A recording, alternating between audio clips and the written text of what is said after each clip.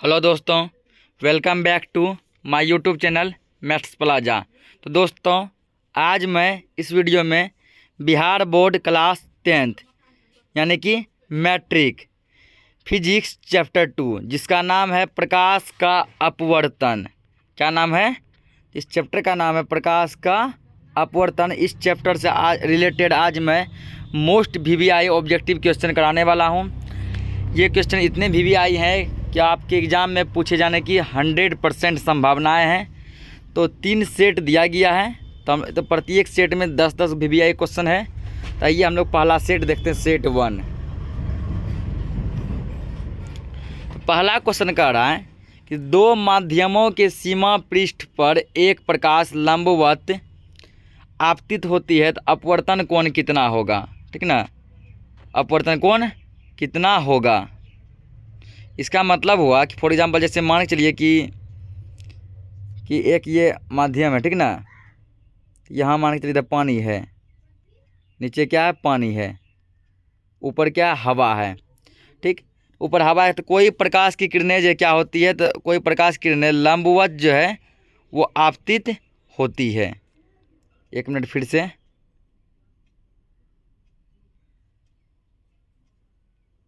कोई प्रकाश की किरणें मान लीजिए कि कैसे आप, ये है, ये मान लीजिए पानी है, ठीक ना, नीचे पानी है। कोई प्रकाश की किरणें जो ऊपर हवा है, नीचे पानी ऊपर हवा, कोई प्रकाश की किरणें इस पर जो लंबवत क्या होती है? आपतित होती है। कुछ ऐसे आपतित होती है, ठीक ना। कहता अपवर्तन के बाद जो है इसका एंगल कितना बनेगा?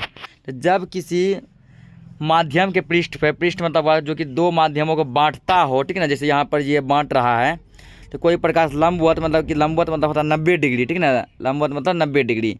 यदि वो लंबवत आपतित होता है, मतलब 90 डिग्री पर आपतित होता है, ठीक ना, 90 डिग्री पर आपतित होता है, तो वो क्या होता है? उसी डायरेक्शन में फिर से घूम जाता है। उसी डायरेक्शन में क्या होता है? फिर से घूम जाता है, यानी कि कुछ समझे ऐसे आया था ना, ऐसे ही वापस चला जाएगा। जब उसी डायरेक्शन में फिर से घूम जाएगा तो इसका एंगल बनेगा 0 डिग्री। कितना एंगल बनेगा? 0 डिग्री, यानी 0 डिग्री का कोण बनेगा। Option A. अगला क्वेश्चन, 1 मीटर फोकस दूरी वाले उत्तल लेंस की क्षमता कितनी होगी? 1 मीटर फोकस दूरी वाले उत्तल लेंस की क्षमता कितनी होगी? तो अब देखिए, तो हम लोग जो है एक फॉर्मूला जानते हैं डायफ्टर का, D बराबर 1/, D इक्वल क्या जानते हैं? 1/में एफ जहाँ क्या है? फोकस दूरी। D क्या मान लीजिए? क्षमता हो गया, ठीक ना। तो फोकस दूरी कितना है? 1 मीटर। 1/, इसके नीचे रखिए 1, तो 1 में 1 कितना हो गया? 1। और ये क्षमता किस लेते हैं? D से, मतलब डायफ्टर। यानी 1 मीटर फोकस दूरी वाले उत्तल लेंस की क्षमता कितनी होगी? 1 डायफ्टर। 1 डायफ्टर, ठीक ना। देखिए 1 डायफ्टर कहाँ पे है? ऑप्शन नंबर बी, बाबू ने खाना खाया क्या? बाबू ने खाना खाया क्या? अगला देखिए, कौन सा पदार्थ लेंस बनाने के लिए प्रयुक्त नहीं किया जाता है? कांच उपयोग किया जाता है, ठीक ना। जल भी करते हैं, प्लास्टिक भी करते हैं, मिट्टी को लेंस बनाने में प्रयुक्त नहीं करते हैं। Option number B. अगला क्वेश्चन, दो डायफ्टर वाले लेंस का फोकसांतर मतलब फोकस दूरी। कहता है किसी लेंस का जो है, ठीक ना, किसी लेंस का क्षमता 2 डायफ्टर है तो उसका जो है ना फोकसांतर यानी फोकस दूरी कितना होगा? तो आइए इसका कैलकुलेट करते हैं, देखते हैं कितना होगा। देखिए क्षमता का फॉर्मूला क्या होता है? P इक्वल होता है, ठीक है। तो हम लोग मिस्टेक D लिखे थे, P होता है, P बराबर 1/f। वहाँ भी क्या होगा? तो P ही होगा। तो क्षमता कितना दिया गया है? 2 डायफ्टर, इसकी जगह लिखिए 2 बराबर 1/में f, ठीक। इसके नीचे ना कुछ तो 1 है, तो कोना को जब इसको इससे जब गुना करेंगे तो क्या हो जाएगा? 2 गुना f, 2f बराबर 1 गुना 1, 1। f का मान कितना निकलेगा? 1/2, 1/2। और 1/2 जब 2 से जब 1 में जब भाग लगाइएगा तो ये आएगा 0.5, 0.5। और ये किस में आया है? मीटर में आया है। किस में आया है? मीटर में। और हमारा ऑप्शन किस में दिया? सेंटीमीटर में। तो अब आइए इसको सेंटीमीटर में हम लोग क्या करते हैं? कैलकुलेट करते हैं, ठीक ना। कितना आया था 0.5 ना, तो 0.5 को मीटर है, इसको कन्वर्ट करना सेंटीमीटर में, तो 0.5 गुना 1 मीटर में कितना सेंटीमीटर, 100 सेंटीमीटर, गुना 100 सेंटीमीटर से गुना कर दीजिए, ये आपको मिल जाएगा 50 सेंटीमीटर। देखिए 50 सेंटीमीटर आपको कहाँ दिख रहा है, तो ऑप्शन नंबर डी में, ऑप्शन नंबर डी, दिल दिया है जान भी देंगे ऐ वतन तेरे लिए, ऑप्शन नंबर डी। अगला देखिए, लेंस में मुख्य फोकस की संख्या कितनी होती है, तो लेंस में मुख्य फोकस की संख्या 2 होती, कितनी होती है, 2, ऑप्शन नंबर ए।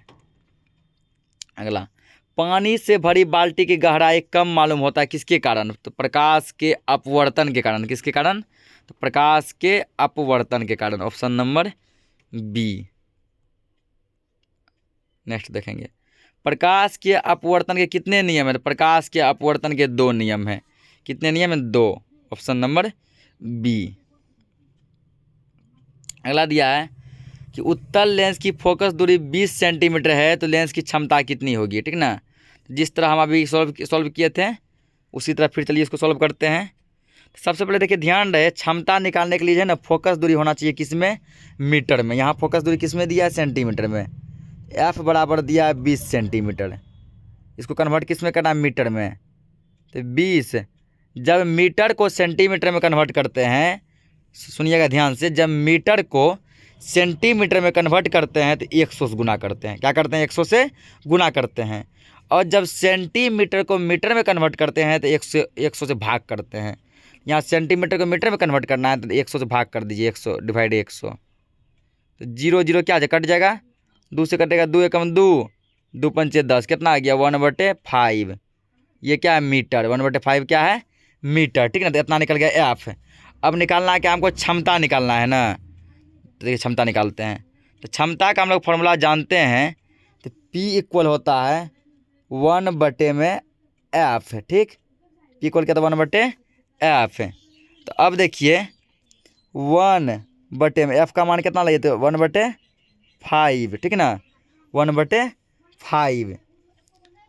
और जब ऐसा हो इसको क्या करेंगे, ऊपर का रहेगा 1, ठीक ना, ऊपर का ये 1, और इसको नीचे वाला क्या कीजिए, उल्टा दीजिए, नीचे वाला क्या कीजिए, उल्टा दीजिए। कैसे, ये 5 है नीचे चला जाएगा ऊपर, ये 1 है ऊपर चलाएगा नीचे, ठीक ना, और बीच में आ जाएगा गुना का चिन्ह, 5 गुना 1 5, नीचे 1 का वैल्यू नहीं है तो 5। और क्षमता किस में नापता है, डायफ्टर में, 5 डायफ्टर, 5 डायफ्टर। और ये फोकस दूरी प्लस में था तो ये भी हो जाएगा प्लस में, +5 डायफ्टर, ऑप्शन नंबर सी, चांद के पार चलो, चांद के पार चलो।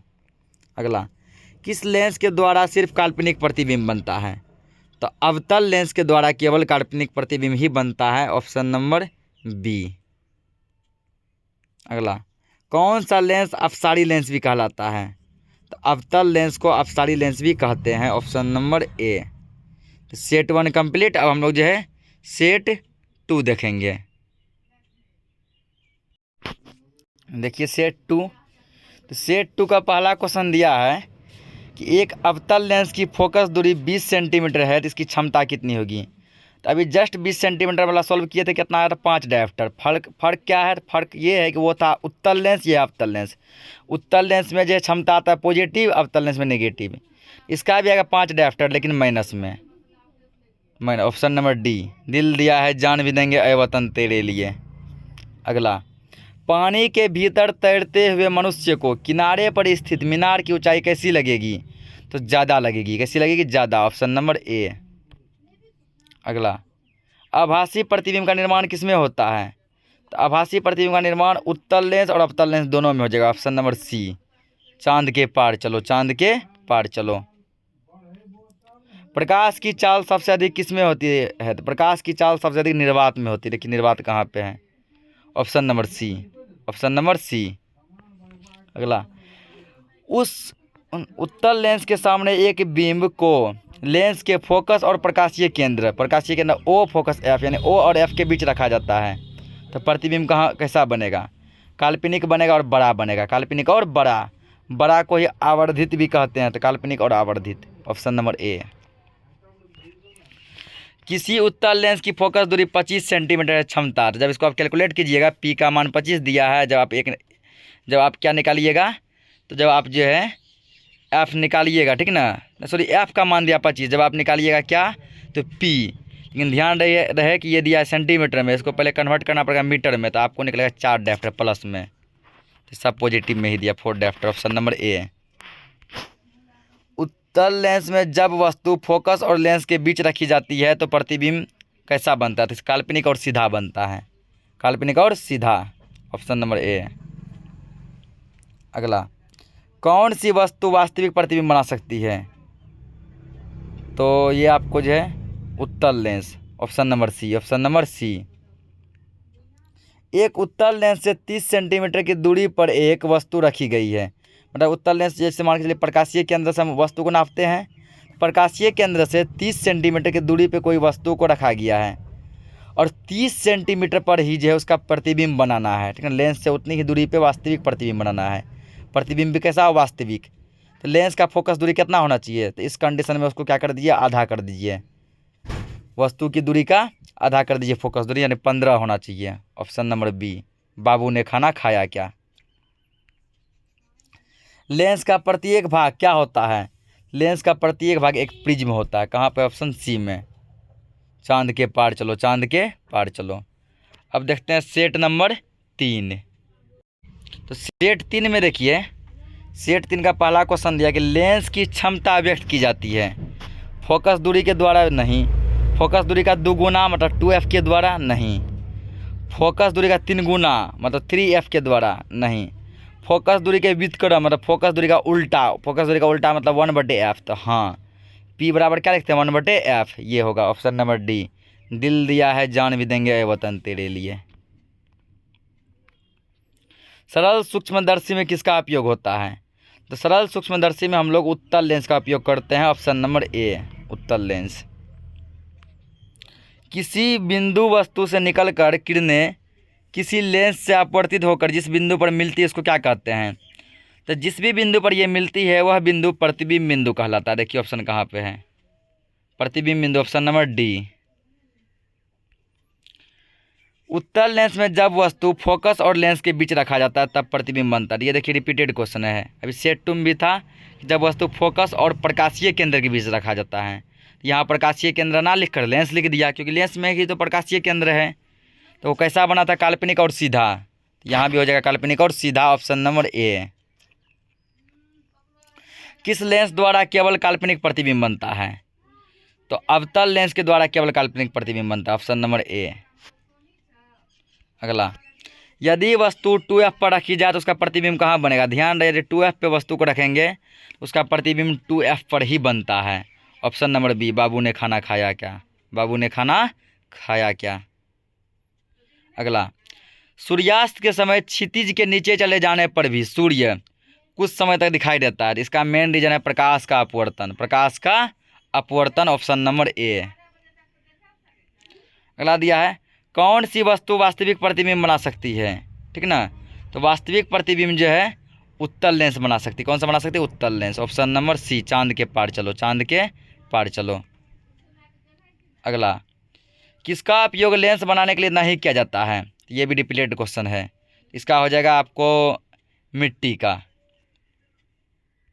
आगे, उत्तल लेंस को डैश लेंस भी कहते हैं। उत्तल लेंस को अभिसारी लेंस भी कहा जाता है। Option number A. तो ये क्वेश्चन जो है इस चैप्टर का लास्ट क्वेश्चन था। तो हम लोग फिर जो है नेक्स्ट वीडियो में जो है नेक्स्ट चैप्टर लेके आएंगे और यही जोश और अंदाज में फिर जो है पूरा मोस्ट VVI क्वेश्चन का प्रिपेयर करेंगे। तब तक के लिए जय हिंद।